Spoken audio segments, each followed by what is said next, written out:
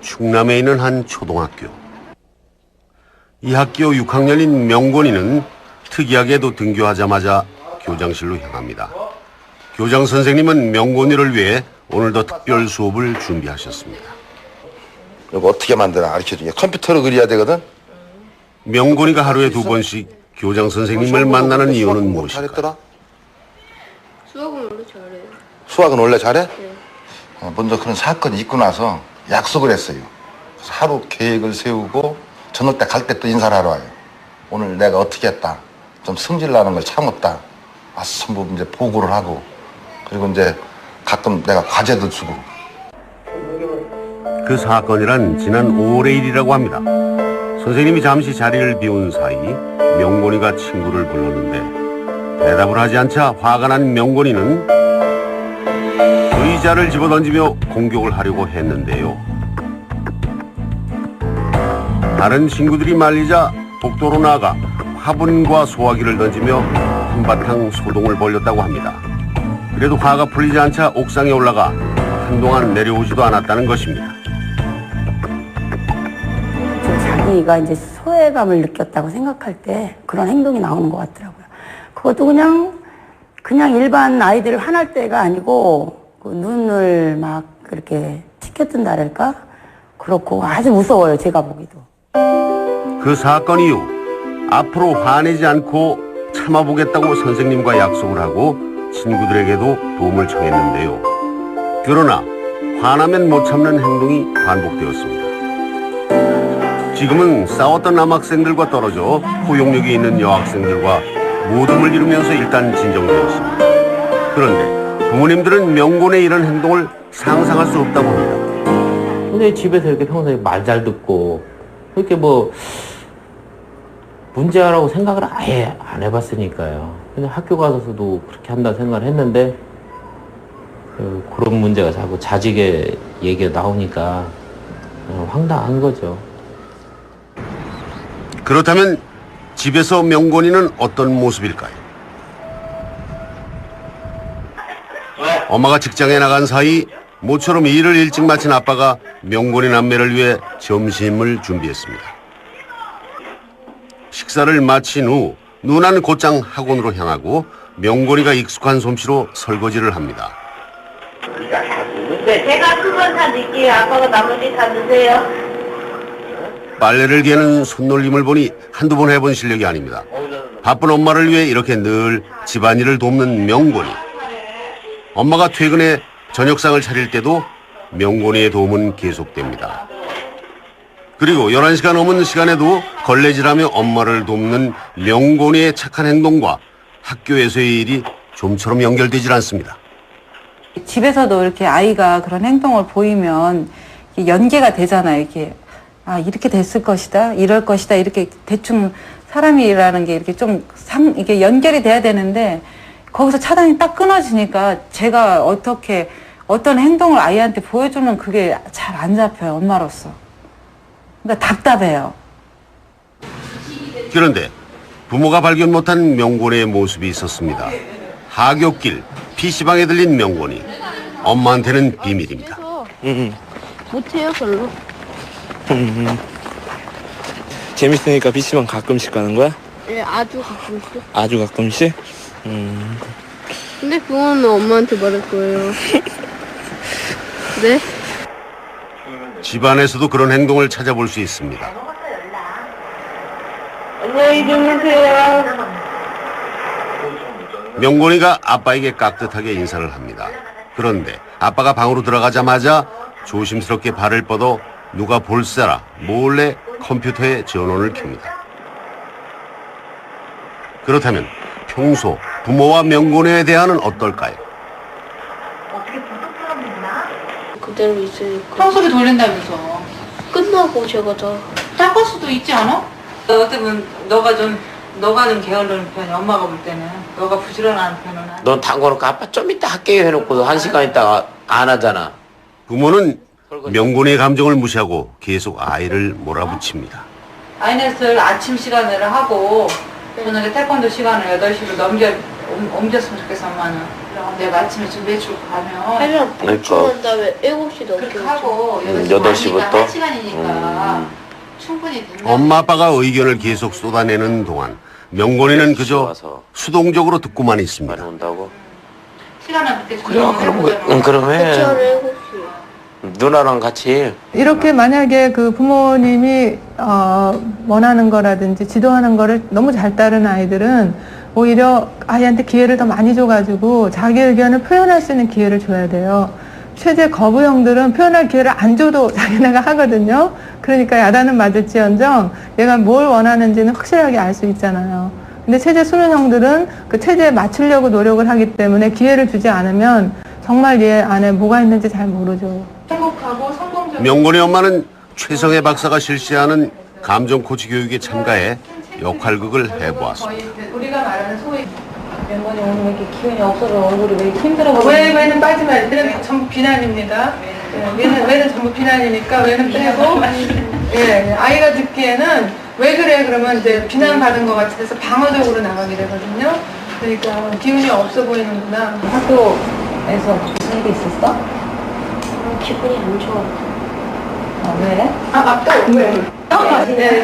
네. 다시 기분이 안 왜 그랬는지. 아니죠, 왜 아니죠? 왜 이렇게, 왜가 좀, 왜가 기분이 왜. 엄마는 왜라는 말을 버리기가 너무 힘이 듭니다.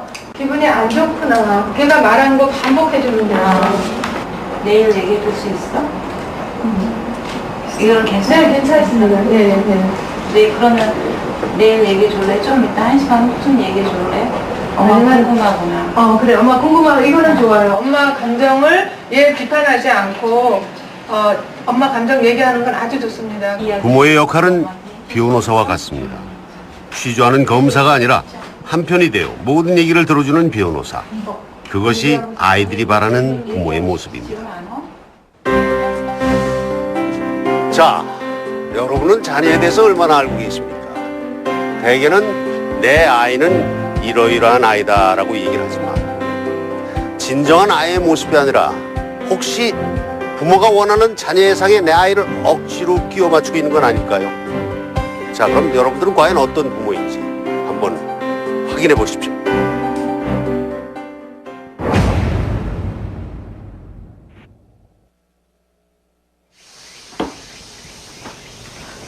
형제야, 너 엄마한테 인사도 안 하고 학교에서 무슨 일 있었어? 학교에서 혼났어요. 왜? 왜 혼났어? 숙제 때문에요. 숙제? 너 어제 숙제 안 해놨어? 아니에요. 숙제했는데 깜빡하고 안 가져갔단 말이에요. 야, 살다 보면 별일 다 있는데 사내 녀석이 뭐 그깔려가지고 그래. 더운데 그만 기분 돌려. 엄마가 맛있는 팥빙수 해줄게. 너 그거 좋아하잖아. 우리 시원한 거 먹고 기분 풀자. 좋지? 누가 그런 거 먹고 싶대요?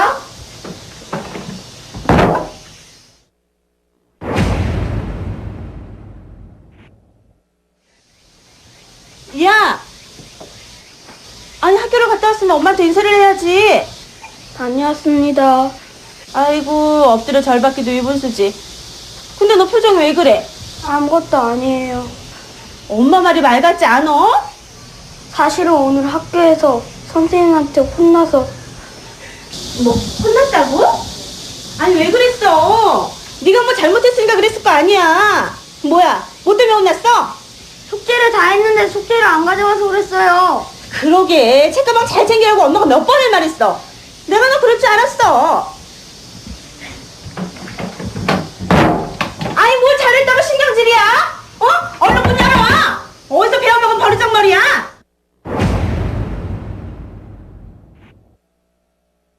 형제야, 너 엄마한테 인사도 안 하고 무슨 일 있었어? 오늘 학교에서 혼났단 말이야. 아유, 우리 귀한 아들이 혼났다고? 어제 숙제 다 했는데 아이씨 그냥 집에 놓고 갔어. 그랬구나. 아유, 그래서 선생님한테 혼났구나. 짜증나서 죽는 줄 알았다니까. 우리 귀한 아들. 속상해서 어떡하니? 아이, 몰라. 아무튼 기분 나빠. 우리 귀한 아들. 기분 나빠서 어떡해.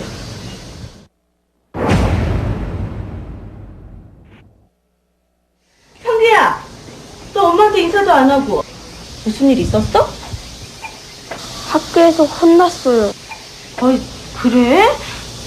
선생님한테 혼났구나. 우리 아들 많이 속상했겠네. 네, 무지 많이요. 숙제를 안 가져간 건데 숙제 안 한 애들이랑 똑같이 혼났어요. 숙제를 잊고 간 것뿐인데 안 한 애들이랑 똑같이 혼나서 화가 많이 났구나. 근데 엄마도 그런 적 있었다?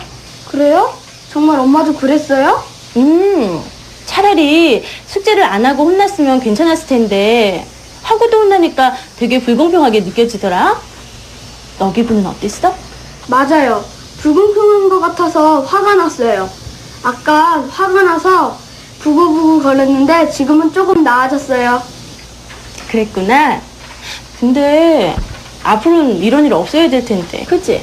생각해보니까 책가방을 잘 안 치는 것도 잘못은 잘못인 것 같아요. 아침에 한 번 더 확인할게요.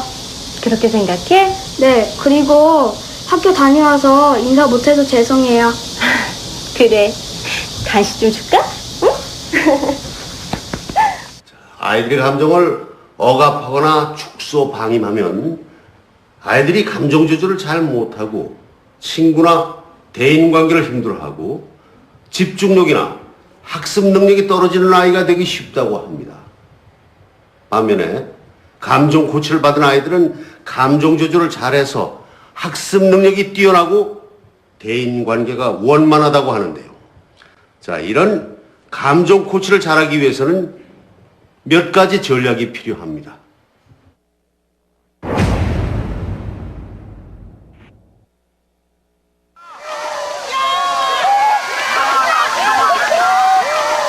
휴일을 맞아 신나는 물총 싸움 이벤트가 벌어졌습니다. 유년 시절의 추억이 새삼 떠오르는 즐거운 시간. 그런데 그 추억의 뒤편으로 부모에게 받은 상처들이 가슴에 남아 있습니다. 누구 닮았어 이러느냐. 엄마 아빠 편가르기 하듯이. 언니는 잘하는데 너는 왜 못하니? 이게 좀 제일 큰 상처였죠, 저 같은 경우는. 비교하자. 옆에 집에는 안 그러는데 너는 왜 그러냐? 너 하면 뭐 매 맞는다. 네가 뭐 이렇지 뭐 항상 이런 식이지 막 이런 거. 밤에 어디 한 구석에는 좀 응어져 있다고 할까 그런 얘기들이. 너는 왜 형보다 좀 못하느냐. 자기 자존심을 좀 부모님께서 자존심을 건드렸을 때, 그러니까 능력이 없다는 걸 인정할 때 그런 게 평생 가더라고요. 독설이 담긴 꾸중은 마음에 큰 상처를 남깁니다. 너같이 성질 더러운 애를 도대체 누가 좋아하겠니? 아유, 참. 넌 도대체 왜 그렇게 멍청하니? 아휴, 앞길이 정말 뻔하다 뻔해. 이건 자식이 아니라 왼수야, 왼수. 아유, 내가 왜 너 같은 걸 낳았나 몰라. 아이고, 속상해. 넌 정말 왜 그렇게 뚱뚱하니? 하긴 맨날 돼지처럼 먹기만 하니까 그렇지. 어이구. 얼굴이 못생겼으면 성격이라도 좋아야지. 어? 엄마 말 좀 들어, 좀. 야, 이 돌대가리야. 이게 점수냐? 점수야? 아니, 어떻게 이런 걸 틀려? 어이구, 저게 누굴 닮았을까? 어이구.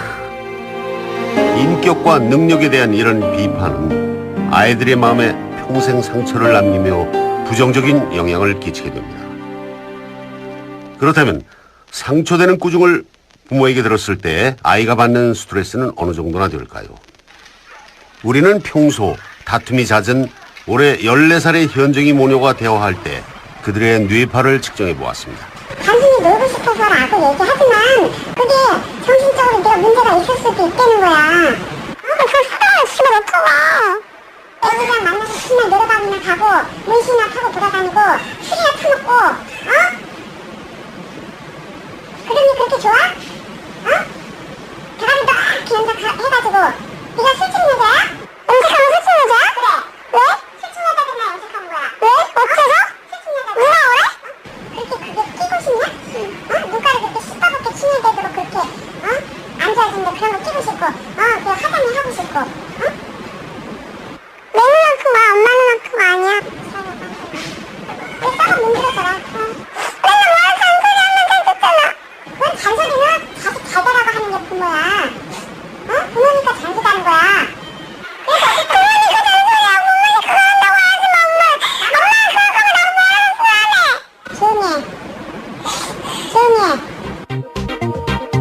뇌파는 극심한 차이를 보였는데요. 엄마는 대화 내내 낮은 스트레스를 보이며 안정된 반면 현정이는 20Hz를 넘나들며 심한 스트레스를 받고 있었습니다.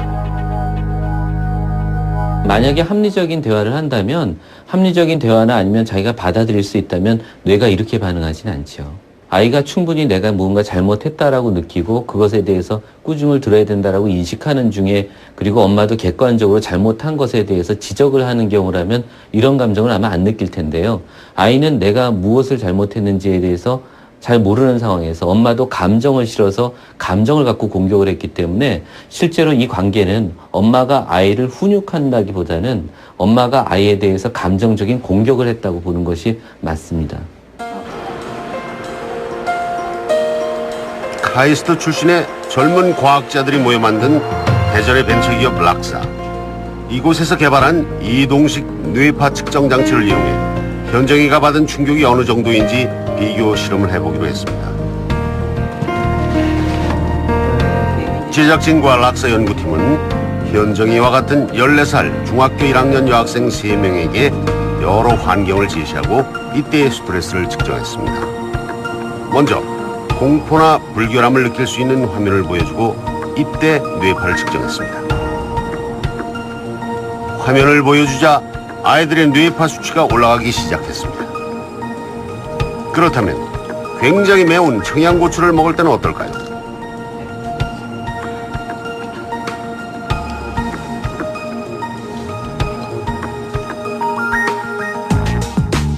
세 명의 여학생 모두 자극에 대해 스트레스를 받았는데요. 최고치를 합한 결과 화장실의 오물을 볼 때와 청양고추를 먹을 때 스트레스가 가장 높았습니다. 그런데 엄마와 대화할 때 현정이가 받았던 스트레스는 이보다 2배 이상이나 높은 것으로 나타났습니다. 이는 어떤 의미일까요? 엄마한테 듣는 꾸중이라든지 아니면 그런 그 정서적인 충격 같은 것은 우리가 보통 고추를 몇 개 먹여서도 도달할 수 없을 정도의 그런 몇 배의 충격이라고 충격으로 아이는 받아들인다는 걸 알 수 있습니다.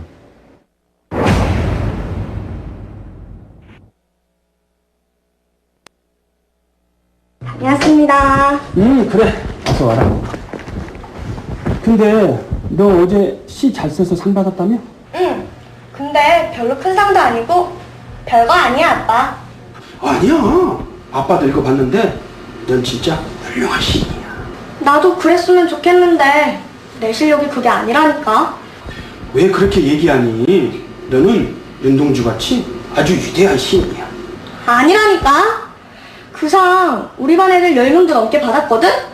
그리고 난 윤동주도 아니고 앞으로 절대 그렇게 될 리도 없어. 그래도 네 나이에 비해서는 얼마나 훌륭하니. 아, 아빠 제발 좀 그만해. 짜증나.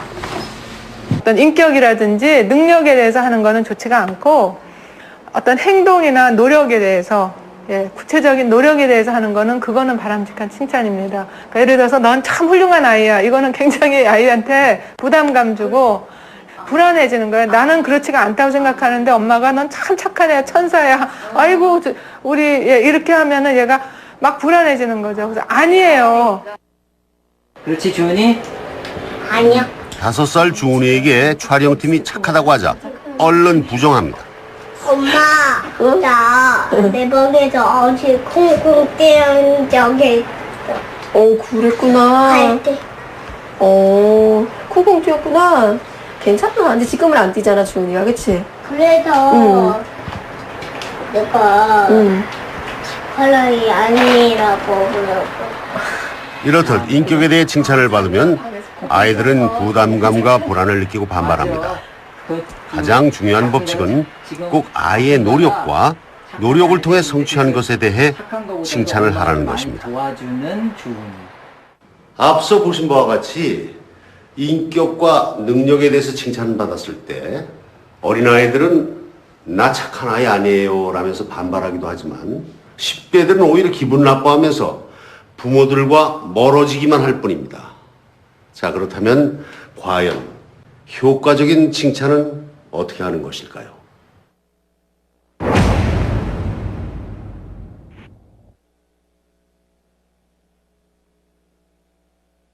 잘 써서 상 받았다며? 근데 그거 내가 특별히 잘 쓴 거 아니야. 그 상 우리 반에서 10명 정도 받았을걸? 아니, 꼭 상을 받아서가 아니고 그냥 아빠가 읽어보니까 느낌이 좋던데? 특히 그 잎에 맺힌 초록빛 물방울이 뚝뚝 거기서 아빠 기분이 상쾌해지던데? 그래 아빠? 정말 기분이 좋아져? 와, 그럼 나도 시래기를 한번 걸어볼까? 그래, 그것도 좋지. 차를 닦아줘서 정말 고맙다. 새차 같은데. 내가 일을 잘한 거야. 내가 한 일을 인정받았어. 야호! 넌 정말 굉장한 아이야. 정말 착한 천사란다. 어떡하지? 난 천사가 아닌데 거짓말도 가끔 하는데. 이야, 방이 정말 잘 정돈돼 있구나. 모든 게 다 제자리에 놓여 있네. 내 취향도 괜찮은가 봐. 정말 놀랐다. 어쩜 이렇게 훌륭하니? 넌 모든 게 완벽해. 내가 못하는 게 얼마나 많은데. 난 정말 완벽하지 않은데. 너 정말 아기를 잘 돌보더라. 덕분에 하루를 벌었어. 고마워. 내가 도움이 되었나 봐. 나도 꽤 쓸모있는 아이야. 어찌나 조심성이 많은지. 너만 있으면 안심이 돼. 정말 훌륭해. 아까 아기를 떨어뜨릴 뻔했는데 조심성은 무슨.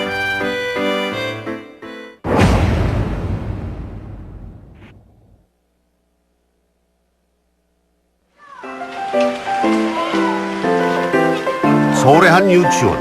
입구에 마련된 게시판 하나가 눈길을 끕니다. 이곳 유치원 아이들이 적었다는 이 글씨들은 평소 아이들이 가장 싫어하는 엄마의 모습을 표현한 것입니다.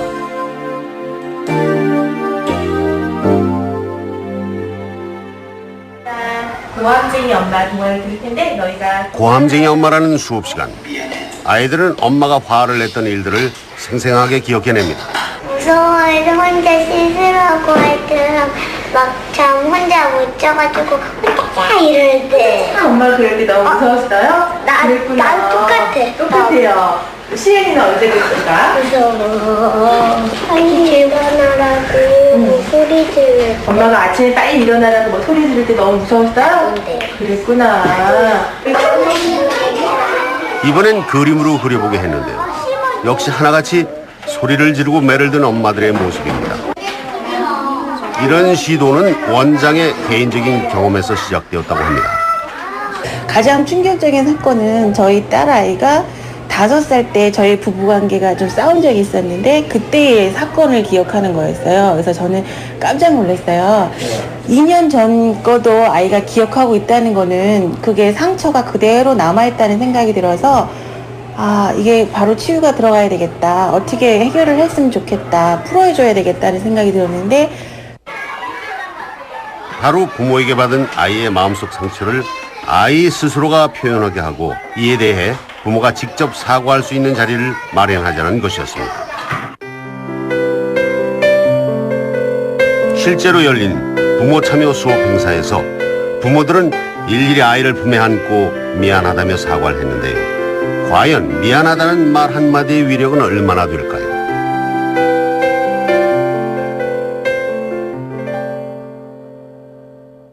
이 어린아이도 엄마 아빠가 잘못된 거를 기가 막히게 알고 있구나요. 그러니까 그거를 우리가 신해주면 자존심이 상하는 것이 아니라 이 아이들이 더 가까이 와요. 엄마 아빠한테. 부모가 사과라면 아이도 사과하는 법을 배우게 됩니다. 설사 싸우더라도요. 예전 같으면 그냥 토라져서 들어와요. 미안하다는 말을 안 하니까 그냥 들어와 버리는데 이제는 미안해 하면 다시 놀이가 다시 형성이 되거든요. 그러니까 또 그 친구도 같이 닮아가요. 또 그 친구가 잘못했을 때 미안해 그러면 우리 아이도 괜찮아 이러고서 또 좋아지고 그러니까 놀이의 시간이 30분에서 1시간으로 연장이 된다거나 이런 식으로 되고요. 부모가 아이에게 자신의 실수를 인정하는 것은 힘든 일입니다. 하지만 그것은 아이에게 큰 힘이 됩니다. 우리 아빠도 실수하고 나에게 미안하다고 했어. 그러니까 실수해도 괜찮아. 나도 실수할 수 있는 거야. 실수한다 해도 아빠, 제가 큰 실수를 했어요. 정말 죄송하게 생각해요 라고 말해도 괜찮을 거야 라고 생각합니다. 만약 내가 아이에게 미안하다는 말을 하지 않았다면 아이는 실수는 하면 안 되는 것이라 여기고 계속해서 완벽해져야 한다고 생각하겠지요. 감정코치법은 부모 자녀간은 물론이고 형제 자매 간, 나아가서는 사회생활에도 적용이 됩니다. 그런데 10대의 경우에는 지금까지 알려드린 감정코치 방법과 전략 외에 한 가지 더 고려하실 부분이 있습니다. 올해 16살 중3 여학생인 혜인이 아빠와의 갈등 때문에 얼마 전 텔레비전 프로그램을 통해 상담을 받기도 했습니다. 2시간 그냥 멍하니 있었어. 빠졌더니 과학이 들어서 오늘 선생님이 어린 시절 아빠를 무서워했던 혜인이는 사춘기에 접어들면서 마찰 횟수가 점점 늘어갑니다. 컴퓨터를 할 때도 반드시 아빠의 허락을 받아야 합니다. 평일날은 안 하는 날이다. 몇 분? 30분.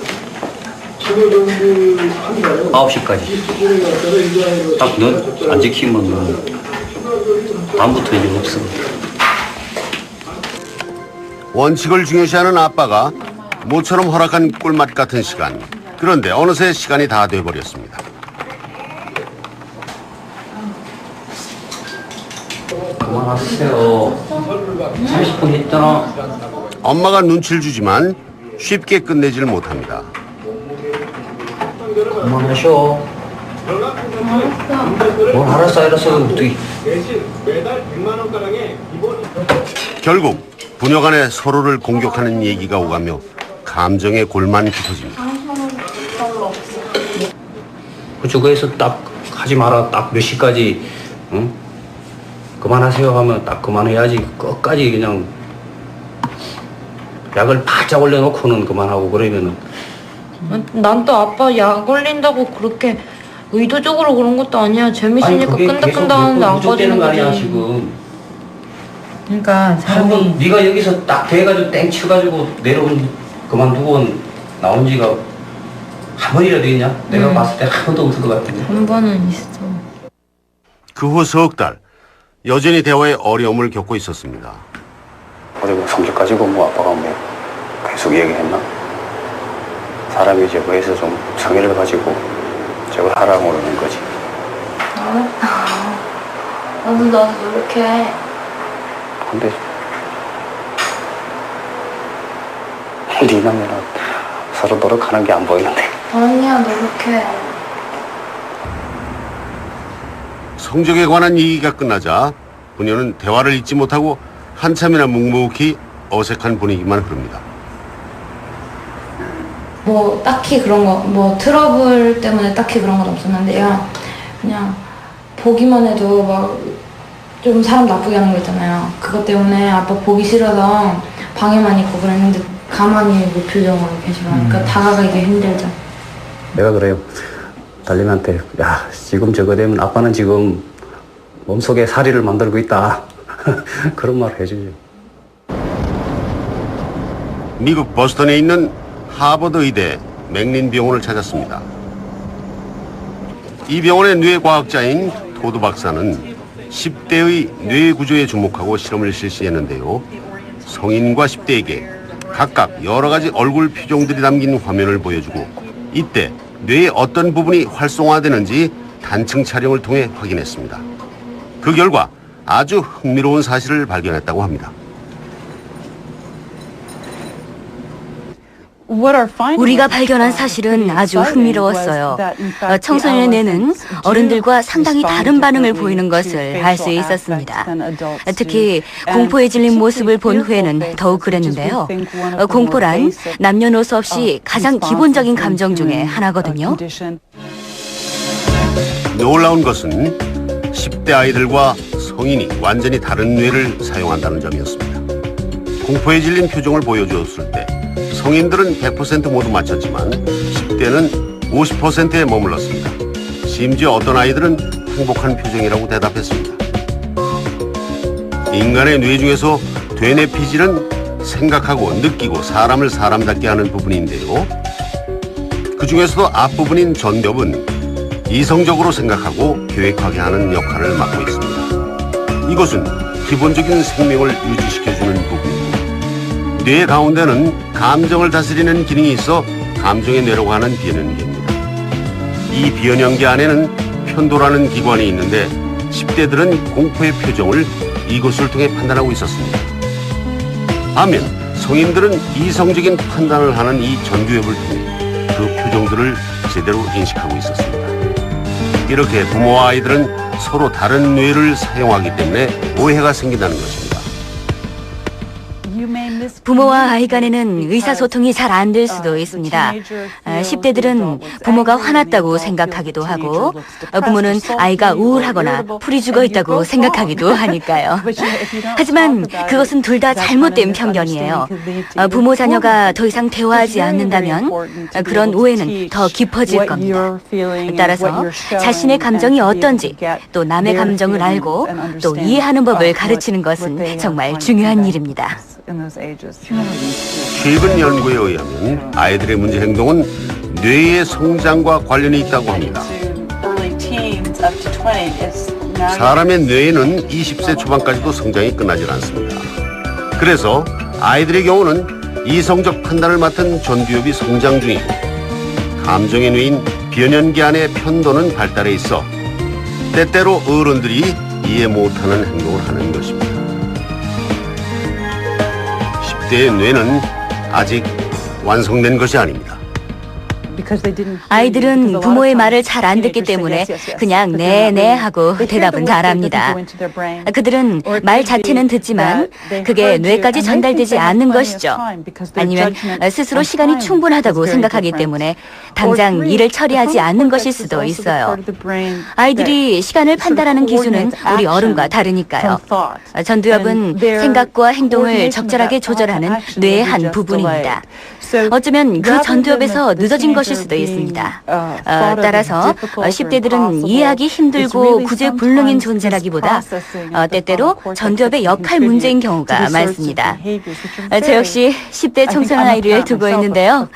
저도 아이들과 함께 생활하기가 아주 힘들어요.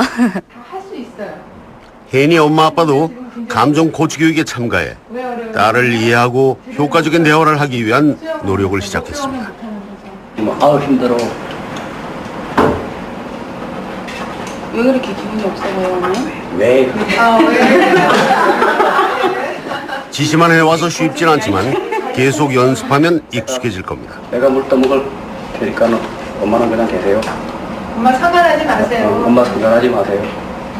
그래, 오늘 많이 힘든 것 같다. 그럼 물 먹고 들어가서 쉬었다가 이따가 책을 보든지 해라. 잠깐만요. 그럼 명령이죠. 그럼 물 먹고 좀 쉬었다가 이따가 좀 일어나서 공부하면 어떨까? 네, 지금 물어보셔서 아주 좋습니다. 예. 고대 피라미드에도 요즘 애들은 통화할 수 없다라는 기록이 있다는 얘기를 들어보셨을 텐데요. 기성세대가 젊은 세대를 이해하기 어려운 건 비단 어제 오늘의 얘기가 아닙니다. 그런데 만약 10대들의 뇌를 이해한다면 이해의 폭이 훨씬 넓어지지 않을까요? 자, 그렇다면 부모에게 감정을 존중받은 아이들의 미래는 어떤 모습일지 궁금하실 텐데요. 지금부터 설명해 드리겠습니다. 아이의 감정을 먼저 받아줘야 한다는 감정 코치 개념을 40년 전에 제안한 이들이 있습니다. 중요한 것은 무엇을 이야기하느냐가 아니라 어떻게 이야기하느냐입니다. 아이들이 주눅들지 않고 잘 들을 수 있게 그렇게 아이들이 사랑을 느끼는 것이 가장 중요합니다. 아동심리 치료사였던 하임 기너트 박사는 생전에 그의 아내인 앨리스 여사와 함께 문제 아동들을 치료하며 아이들의 감정을 받아주면 그들의 비행이 훨씬 줄어든다는 것을 발견했습니다. 이에 기너트 박사는 이를 보통의 아이들에게도 적용해 기너트식 감정 코치법을 제안했고, 이는 새롭고 혁신적인 자녀 양육법으로서 감정 코치법의 고전이 되었습니다. 40년 전 감정 코치를 배워 자녀들을 키운 부모들은 이제 70대 할머니들이 되었고, 기너트식 감정 코치법으로 자란 그들의 자녀들은 대부분 촉망받는 의사, 디자이너, 변호사 등 사회적으로도 성공한 이들이 많았습니다. 제가 처음으로 배웠던 것은 명령조의 말투를 쓰지 않는 것이었어요. 되도록 적게 이야기하는 것이 잘못을 얘기하는 것보다 낫지요. 사랑이 다는 아니에요. 그래도 부모는 아이를 위협하고 벌도 주니까요. 부모는 아이를 사랑하기 때문에 그런다고 핑계를 대죠. 부모가 사랑을 어떻게 전할지 모른다면 아이는 그걸 느낄 수가 없어요. 난 널 사랑해라는 말을 수없이 하더라도 그 다음 순간 바로 아이에게 소리를 질러버린다면 아이는 사랑을 느낄 수가 없지요. 우리는 실제로 기너트식 감정 코치법을 통해 자녀를 키운 린다 할머니 댁을 찾았습니다.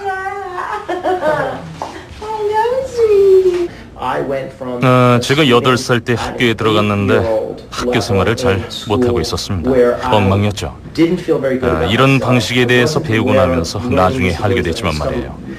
그 이후에는 법대에서 수석으로 졸업을 했고 또 학생의 대표를 맡기도 했었습니다.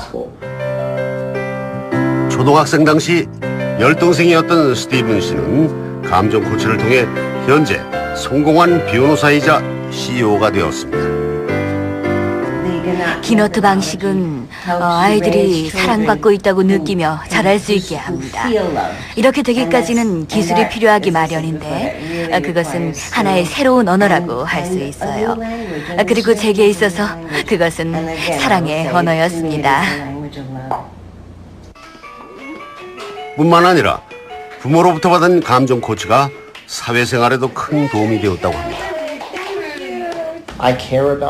저는 제 직원들을 배려하면서 그들의 성장에 대해서 항상 신경 쓰고 있습니다. 직원들에게 소통 기술에 대해서 가르치고 실제로 이 방식을 모든 부서에서 활용하고 있어요. 시애틀에 위치한 가트맨 가족관계 연구소. 감정 코치법을 한국 부모들에게 적용 연구해온 가트맨 박사팀의 남은영 박사. 예, 반갑습니다. 예, 듣고 계시는 게 젠가 게임 실험하신 거고. 젠가라는 나무 블록 쌓기 게임을 통해 부모들과 자녀의 반응을 연구하고 감정 코치법을 교육시켰습니다. 정서를 코딩하고 있거든요. 에펙트 코딩이라고. 2년 전 연구 대상이었던 강준원 씨 가족. 이런 거 할 때 이제 가운데 먼저 놓고 게임 당시 긴장하고 있는 아이의 감정을 무시하며 계속 지시하기에 바빴던 아빠 강준원 씨. 다시 들어서 가운데다가 2년이 지난 지금 이 가족은 어떻게 됐을까요?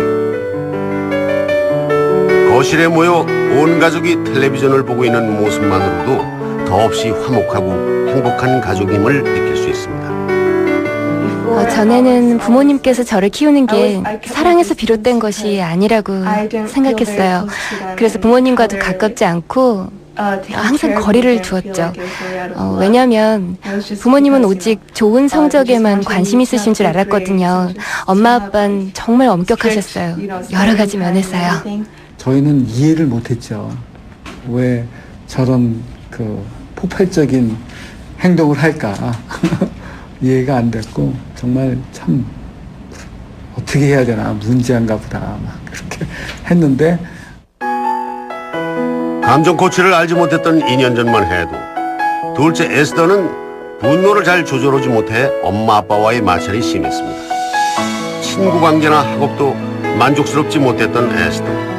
그러나 지금은 학업이나 성격 면에서도 나무랄 데가 없을 정도입니다. 부모님께서 가정교육 방식을 바꾸시면서 모든 게 변화하기 시작했어요. 학교와 교회에서도 예전보다 훨씬 자유로워졌고요. 어느 누구를 위해서가 아니라 진짜 제 모습을 찾은 것 같아요. 정말 행복합니다.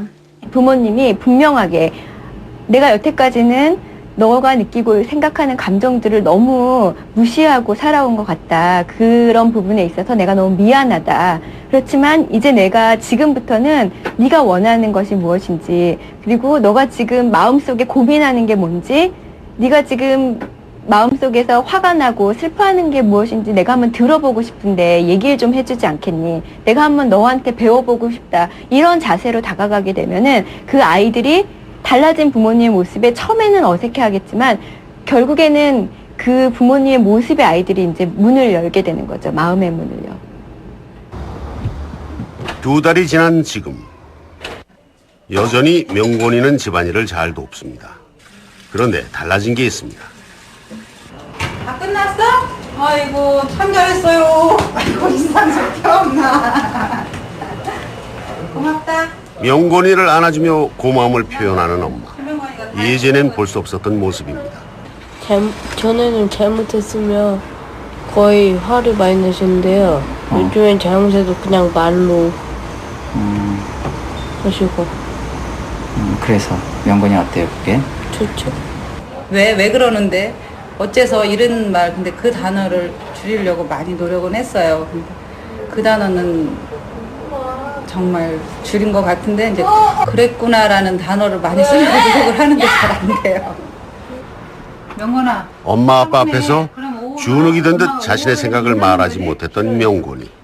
하지만 얼마 전부터 자신의 의견을 조금씩 표출하기 시작했습니다. 오전으로 하고 싶은 이유를 한번 얘기 좀 해줘봐. 2개 있어요. 뭐? 하나는 거기에 내가 많이 옮겨 다녀야 되고요. 그리고 또 하나는 이거에 너무 더워서. 너무 덥고. 그것 때문에? 네, 움직이기가 좀 그래요. 땀 뻘뻘 흘리면서. 명건이는 그런 명곤이의 변화에 가장 기뻐하는 이는 역시 담임 선생님입니다. 학교에서의 생활도 눈에 띄게 좋아졌다고 합니다. 아이들이 이제 그래서 맞짱을 뜨자 해서 그랬는데 참았다. 옛날 같으면 큰일 났죠. 저 깜짝 놀래가지고 또 그래서 어떻게 했니 그랬더니 참았어요. 그 얘기하는데 예, 그래서 야, 너 참 잘했다. 참을 줄 알고 참 잘했다. 일단은 그 부모님한테 얘기가 가니까 그거 생각하고요. 그리고 싸우다 보면 많이 다치니까 일단 선생님한테 먼저. 아, 그럼 그런 생각이 그때 나서 피한 거예요, 그럼? 그럼 전에는 막 의자 집어던지고 그럴 때는? 그때는 무조건 떴죠. 소방공무원으로 모든 일의 원칙을 중요시했던 혜인이 아빠. 딸아이와 대화가 통하지 않았던 그에게 어떤 변화가 있었을까요? 처음 시작할 때 그랬잖아요. 뭐 사리를 쌓는 그걸로 그런다고. 그러는데 지금은 그냥 어느 순간 그냥 편안해졌어요. 아, 이게 내가 의식적으로 참는다. 그게 아니고 안 참아도 그냥 우러나오게 그렇게 편안함 어떤 그런 게 확 느껴지거든요. 우리 열고. 그렇다면 딸 혜인이는 어떨까요? 뭔가 달라진 것이 있을까요? 옛날에도 저 대해주시는 건 저 좋게 해주시고 남들 하는 거 다 해주시려고는 하는데 또 속으로만 그러고 조금씩 야금야금 해주셨는데 요즘은 아예 닦아놓고 얘기하셔서 그게 확 닿아요. 진짜 예전에 못 느끼던 게. 서로에 대한 마음의 빗장을 굳게 닫았던 혜인이와 아빠. 이제 그 빗장을 서서히 열어가고 있습니다. 한 가지 기억해 두실 점은 10대에게 감정 고치를 시작할 때는 어린아이보다는 더 많은 시간과 노력이 필요하다는 겁니다. 비록 처음에는 힘들겠지만 부모가 일관성 있게 원칙을 지켜나간다면 차츰 변화하는 모습을 느낄 수 있을 겁니다. 자, 여러분의 자녀에게 행복을 위한 사랑의 기술을 선물하지 않으시겠습니까? 모두들 행복한 가정 꾸리시길 빌면서 이 시간 마치겠습니다. 감사합니다.